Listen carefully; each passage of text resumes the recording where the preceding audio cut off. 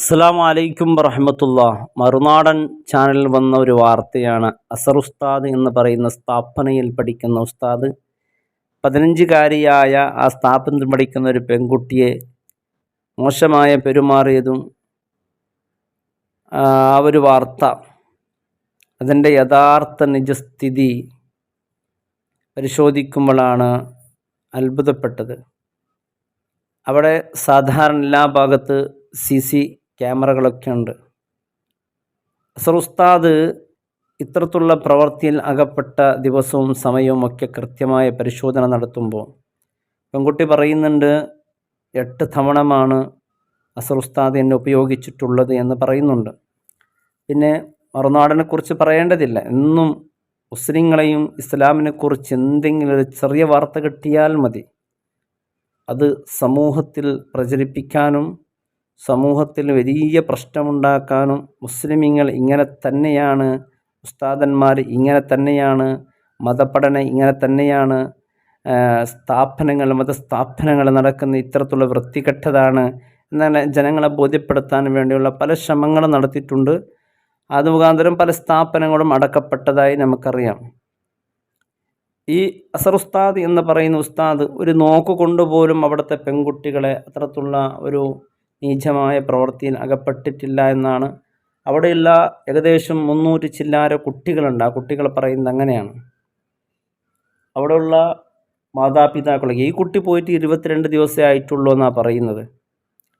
ആ സ്ഥാപനത്തിൽ പഠിക്കാൻ തീരെ താല്പര്യമില്ലാത്ത കുട്ടിയാണ്. ഈ കുട്ടി നിർബന്ധത്തോടു കൂടിയാണ്, മാതാപിതാക്കളുടെ നിർബന്ധത്തോടു കൂടിയാണ് അവിടെ പോകുന്നതാണ് ഒരു വാർത്തയിൽ കേൾക്കാൻ സാധിച്ചത്.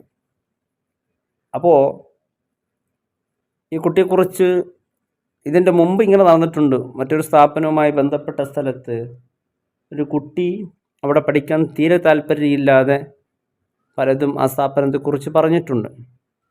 പിന്നെ ഇഷ്ടപ്പെടാത്തത്, ഒരാളെ ഇഷ്ടപ്പെട്ടില്ലെങ്കിൽ, ഒരു സ്ഥാപനം ഇഷ്ടപ്പെട്ടില്ലെങ്കിൽ പിന്നെ അവിടെ കുറ്റം കുറവുകൾ, ഇങ്ങനെ അവിടെ നിന്ന് രക്ഷപ്പെടാൻ വേണ്ടി എന്തെങ്കിലും പറയും. അത് സ്വാഭാവികമാണ്.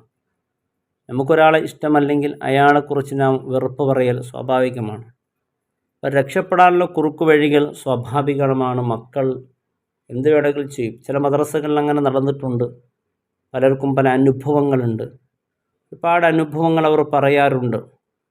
എത്രയോ ഉസ്താദന്മാർ ചെറിയ വിഷയത്തിൽ രാപ്പകലെന്നില്ലാതെ അധ്വാനിച്ച് കഷ്ടപ്പെട്ടിട്ടാണ് സ്ഥാപനങ്ങളിലെ ഉസ്താദന്മാരൊക്കെ വിദ്യാർത്ഥികളെ പഠിപ്പിക്കുന്നത്.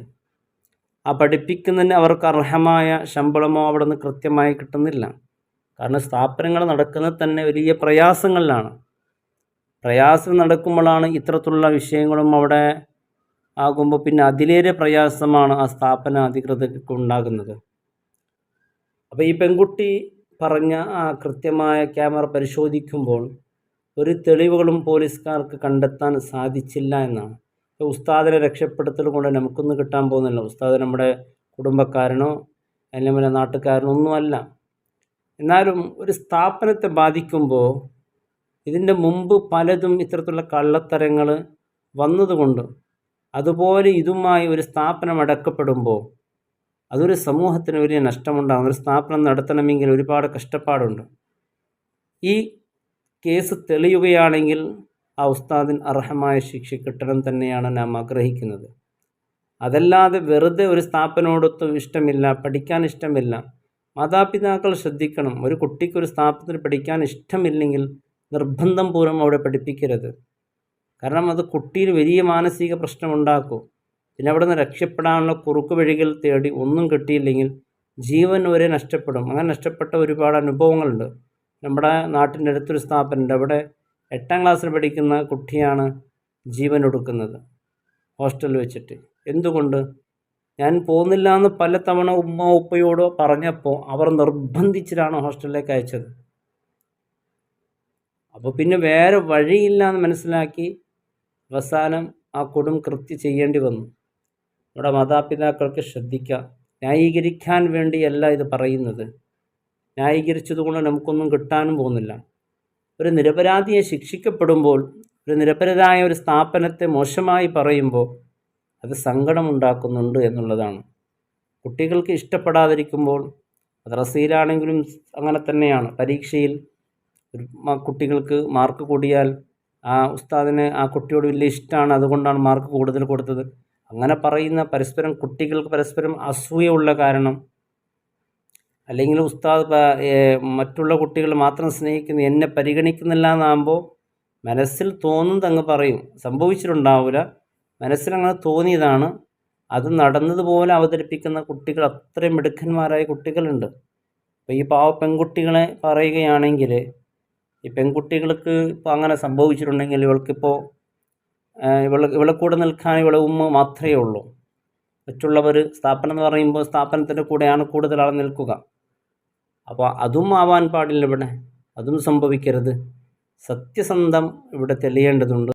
ഇതുവരേക്കുള്ള അത്തരത്തിലുള്ള ഒന്നും തെളിഞ്ഞിട്ടില്ല. അപ്പോൾ ആ കുട്ടിക്ക് ആ സ്ഥാപനത്തോടുള്ള വെറുപ്പായിരുന്നു കാരണമെന്ന് പറയുന്നുണ്ട്. സത്യാവസ്ഥ ഒരു നിരപരാധിയും ശിക്ഷിക്കരുത്. പെൺകുട്ടിക്കും നീതി കിട്ടണമെന്ന് തന്നെയാണ് ആഗ്രഹിക്കുന്നത്. ഇനി സത്യസന്ധമല്ലെങ്കിൽ തീർച്ചയായും ഉസ്താദിനെയും ശിക്ഷിക്കപ്പെടാൻ പാടില്ല. സത്യസന്ധമാണെങ്കിൽ ഉസ്താദിന് അതിൻ്റെതായ ശിക്ഷ നൽകേണ്ടതുമുണ്ട്. അപ്പോൾ അല്ലാഹു റബ്ബ് സുബ്ഹാനഹു വ തആല നമുക്കൊരു വെറുപ്പ് ആരോടെങ്കിലും തോന്നുമ്പോൾ ആ വ്യക്തിയെക്കുറിച്ച് നമുക്ക് തോന്നിയത് പറയുന്നവരുണ്ട്. ഇരയാൾ ഇരിക്കുന്നതും നടക്കുന്നതും എല്ലാം അല്ലേ നമുക്ക് സാധാരണ ഇപ്പോൾ കാണുന്നുണ്ടല്ലോ. ഒരു ആലിമിനോട് മറ്റാലിമിക്ക് ഇഷ്ടമില്ലെങ്കിൽ, ഒരു സംഘടനയോട് മറ്റു സംഘടന ഇഷ്ടമില്ലെങ്കിൽ, ആ സംഘടന എന്ത് ചെയ്താലും അത് തെറ്റായി തന്നെ അവതരിപ്പിക്കുന്ന, പച്ചക്കള്ളം പറയുന്ന, പച്ചക്കള്ളം പ്രചരിപ്പിക്കുന്ന എത്ര ആളുകൾ നമ്മുടെ കൂട്ടത്തിലുണ്ട്. അവർ നല്ല കാര്യം ചെയ്താൽ പോലും അതിനെപ്പോലും വിമർശിക്കുന്നവരുണ്ട്. നല്ലതിപ്പോൾ അവരും ചെയ്യുന്നില്ലേ, അതുകൊണ്ട് അവരങ്ങനെ പറയാൻ പറ്റുമോ എന്ന രീതിയിൽ ഒക്കെ അവതരിപ്പിക്കുന്നുണ്ട്. അതൊരിക്കലും യോജിച്ചതല്ല. ഒരാളിന് നന്മ ഉണ്ടാകുമ്പോൾ അത് നാം അംഗീകരിക്കേണ്ടതാണ്. നന്മ ചെയ്യുമ്പോൾ അതൊരു സംഘടനമേലാ വരുമ്പോൾ അതിനെ മോശമായി കാണുക, അല്ലെങ്കിൽ മോശമായി പറയുക, ഇത്തരത്തിലുള്ള ഒരു ധാരണ നമ്മുടെ സമൂഹത്തിൽ വ്യാപകമാണ്. എന്തെങ്കിലും ഒരാൾ നല്ലൊരു കാര്യം ചെയ്തു എന്ന് പറയുമ്പോൾ, അത് ഏതെങ്കിലും ഒരു സംഘടന ചെയ്തു എന്ന് പറയുമ്പോൾ മറ്റുള്ള സംഘടനയ്ക്ക് വല്ലാത്ത വേദന, ഞങ്ങൾ അതിനേക്കാളും നല്ലത് ചെയ്യണമെന്ന് വാശിയിലാണ്. അള്ളാഹുവിൻ്റെ പ്രതിഫലം ഒട്ടും ആഗ്രഹിക്കാതെ. തീർച്ചയായും ഇത് നാളെ പരലോകത്ത് നമുക്ക് ഒരിക്കലും അള്ളാഹുവിൻ്റെ അടുത്തുള്ള അംഗീകാരം കിട്ടൂല. അവർ ചെയ്തതിന് അവരെക്കാൾ കൂടുതൽ ചെയ്ത് നാം ഒരു വലിയ ആളാകണമെന്ന് ജനങ്ങളുടെ മുമ്പിൽ ഒരു അംഗീകാരം കിട്ടാൻ വേണ്ടിയാണെങ്കിൽ അതേ ഉണ്ടാവുകയുള്ളൂ, ഒരു പ്രതിഫലം നേടാൻ സാധിക്കുകയില്ല. അള്ളാഹു കാത്തുരക്ഷിക്കട്ടെ. അസ്സലാമു